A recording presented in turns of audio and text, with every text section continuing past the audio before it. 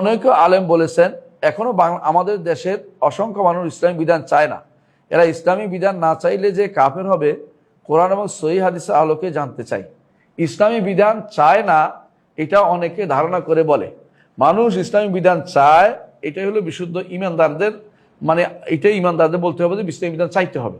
কারণ ইসলামী বিধান না চাইলে কাফের হয়ে যাবে। আল্লাহ তাআলা বলছেন ওয়ামাল্লাম ইয়াহকুম বিমা আনজালাল্লাহু ফাউলাইকা হুমুল কাফিরুন।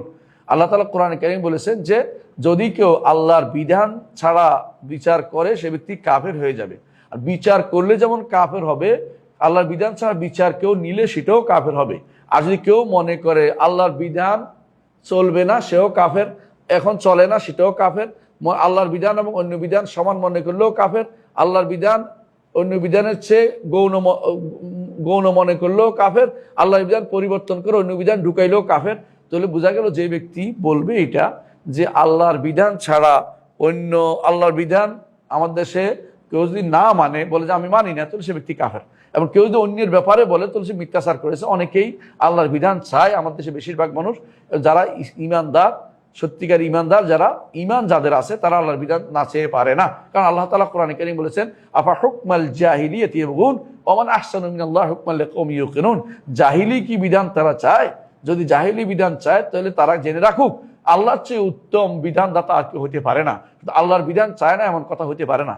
আমি তা আপনাকে এবং যারা এই কথা বলে তাদেরকে বলবো, সূরা মায়েদা 44 থেকে 50 নম্বর আয়াত, 44 থেকে 50 নম্বর আয়াত আপনারা পড়বেন যে কোনো তাফসির থেকে, বিশেষ করে তাফসির ইবনে কাসির থেকে পড়বেন। আর আমার এই তাফসির মধ্য থেকেও পড়তে পারেন। ইবনে কাসির রহমতুল্লাহ কি বলেছেন দেখে আপনি বুঝবেন যে যারা আল্লাহর বিধান চায় না তারা আসলে ইমানদার নয়, তারা কাফের। এটা আপনি অবশ্যই তাদেরকে জানিয়ে দিবেন। কেউ হয়তো বাস্তবায়ন করতে পারছে না বিভিন্ন কারণে, পারিপার্শ্বিক অবস্থার কারণে, সেটা আলাদা কথা, কিন্তু তার অন্তরের ভিতরে অবশ্যই আকাঙ্ক্ষা থাকতে হবে যে আমি যদি কোনো কিছু সুযোগ পাই আল্লাহর বিধান প্রতিষ্ঠা করব। কেউ যদি তার ঘরের ভিতরে আল্লাহর বিধানের বিরোধী কাজ করে এবং আল্লাহর বিধানকে অপছন্দ করে সেও কাফের।